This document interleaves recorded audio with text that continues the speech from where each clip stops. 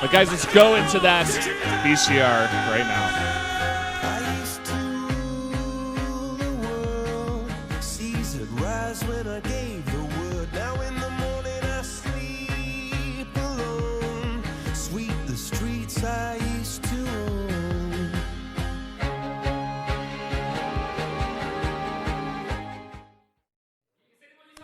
Well done, creator.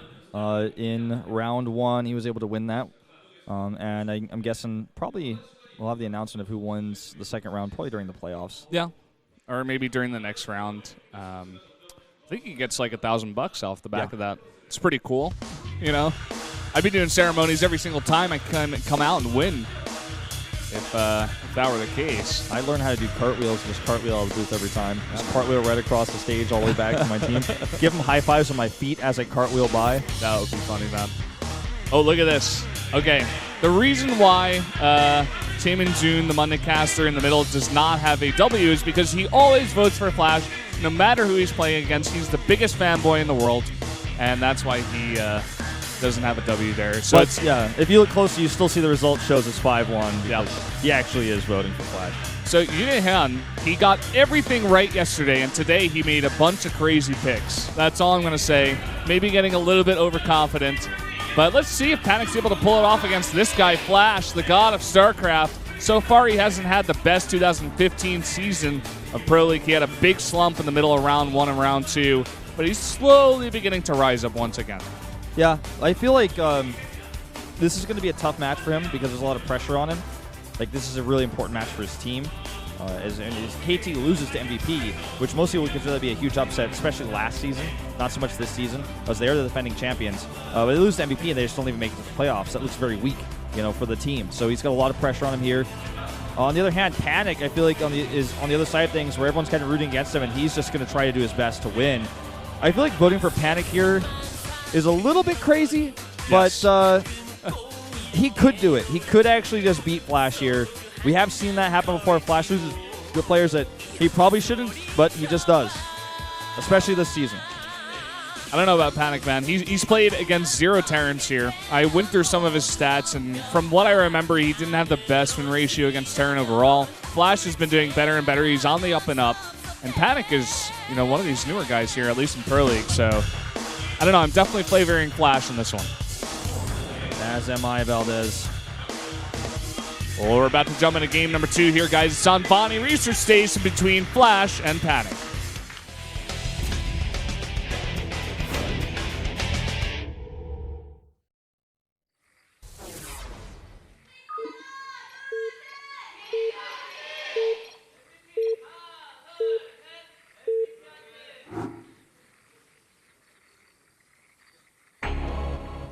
Down here in the south in the red for KT Rolster, it is Flash. And up the top for MVP in teal, it's Panic. Whoa, I've never seen the sign held that way before. Oh, that's just changing things up too much. Yeah. Remember the Seoul disaster, April 16th? Yeah, just a year ago. It's pretty crazy. Doesn't seem that long ago, to be honest, but I guess it really was. A lot of things have changed since then. It's been a tough time here because of that in certain ways, but I think we've all kind of gotten through it. And don't forget, it says there. Yeah, and it's saying also MVP today is definitely going to win, or is, you know, calling out to them like, hey, come on, win today. You got this MVP. Yeah. So, this map, pretty unusual map to see this matchup on. I don't think we see it too often. Kind of got a free base, as I like to call it, and so that's why we're going to see a CC first here actually out of Flash. He'll have to do that anyways, but he's going to scout with an SCV-2 this time, which I like it. Definitely going to give him a little bit of extra info. He might actually even just eBay block. I guess maybe that's part of the plan here, possibly, because he's thinking like, oh, he might Nexus first also on this map. So, get some good scouting, maybe eBay block it. Definitely going to CC first, though, before that happens.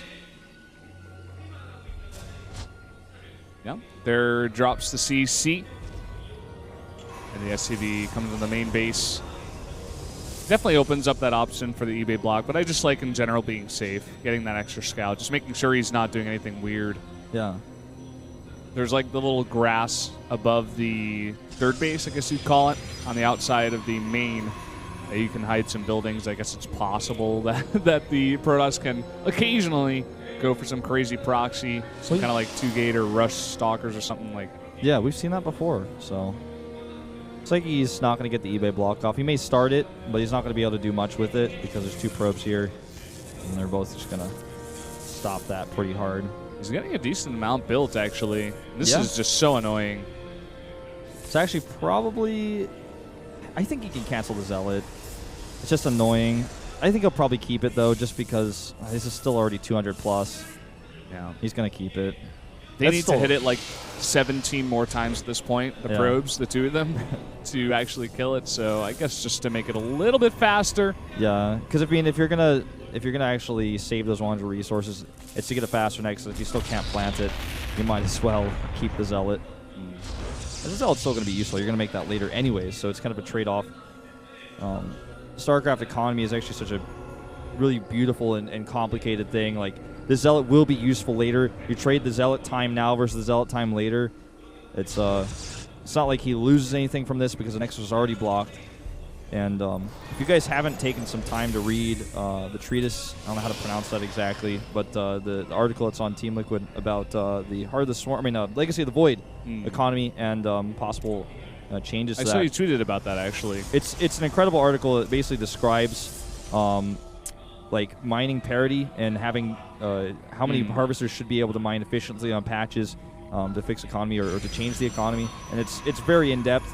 The people who put time into making that actually spend a lot of time making that, and I just want to get that more out there for people to read it. I don't even know if it's actually the best way to go about things or if it's even right, but definitely check it out and form your own opinion, because I love to see people actually making content and working hard to actually theorize more things about this game, because that's... Yeah, for sure. I mean, that's what's part of the... What am I trying to say here? That's what makes a game alive, basically. You know, all those alive games out there you guys like to talk about, they have a ton of content constantly going in and out, so many different articles, videos, YouTube videos, like crazy stuff. You definitely got to do it for this game as well if you want to survive. Yep. Well said. Very important. So we see a quick robo here. Just getting more sentries out. Getting that observer. Running that out because he wants to get that scouting. What do you think about the 3 racks here from Flash? Yeah, that's Think about this build is it normally works out really well on maps like Overgrowth because there's, the natural is at the natural, but on this map, you can't just walk up the ramp. That's why there's sentries here. They're going to force field that out. And in fact, I think we're going to see a sentry drop. Yep, we're going to see a sentry drop all in here. Oh. This is panic for you. He knows how to get into Flash's head. The thing about this map, though, guys, this is not like Calm Before the Storm or some of these other maps, the backdoor expansions. The ramp is a double ramp, so you're going to need 2 force fields, actually, to wall that off. He's going into 7 gates in total. Yeah. But I don't know if this is actually going to work since you need 2 force fields. He's going to need a lot of sentries. He's built that energy up for a while, though. He has 3 sentries out already. The thing about this is if it goes totally unscouted, and I highly doubt that Flash is expecting this at this point. If it goes totally unscouted, it definitely can do a lot of damage. Flash, thankfully, he goes for this build. I was thinking about it earlier on. I'm like, maybe you want to go for Widow Mines, try to do some early damage, stuff like that. But now he's got a lot of units. They just have to be in the right place. Oh, my God. The Observer sees there's nothing here. And he's got a probe in the Warp Prism as well. He's going to be able to make a pylon here. Oh, boy. God. Here we go, ladies and gentlemen. 6 Stalker Warp in. He's got to get down there right now. He's too late. He's too late. He's going to actually force it out the last second.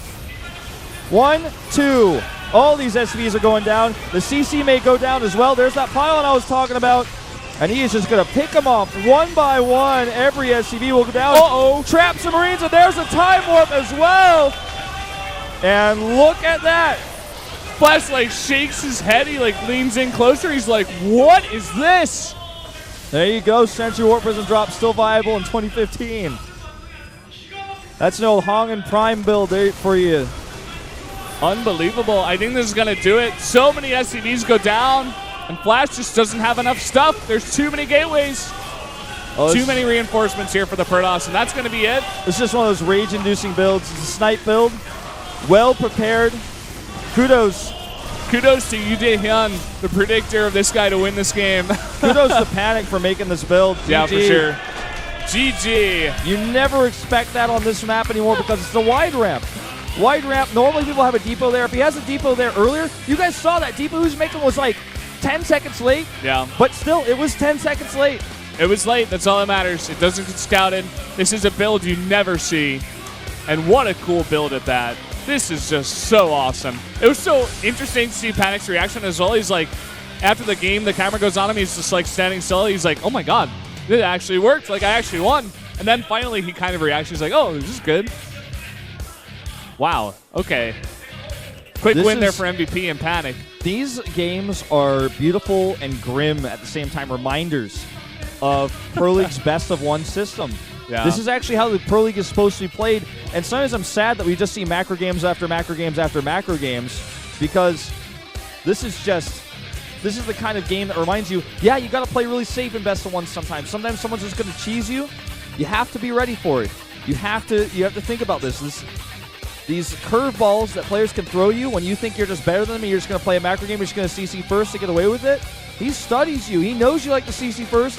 He's prepared a sentry drop with rushed sentries with a ton of energy to make sure he can get those forces up the double force field on that ramp. There's no way you stop that unless you have units down there. And even then, you need to stop the Warp Prism getting in. Because if the sentries get dropped and they get 2 force fields on the ramp, you're done. You're done. There's nothing that's going to save your base. I just want to point out as well that Flash has special slippers that he wears in the booth. I just noticed this. He has a special bag for them. Flash has special slippers. Yeah, it didn't help him out today, though. Nope. Definitely not lucky slippers. He needs to put some radars on those slippers. See some Warp Prisms coming into his base next time. Sensor tower slippers, maybe. Yeah.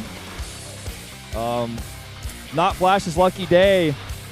Yeah. But a great snipe build nonetheless. That was a lot of fun to watch. Like you said, rage-inducing. Well, guys, we're going to jump into Zest versus Marine King after that quick game.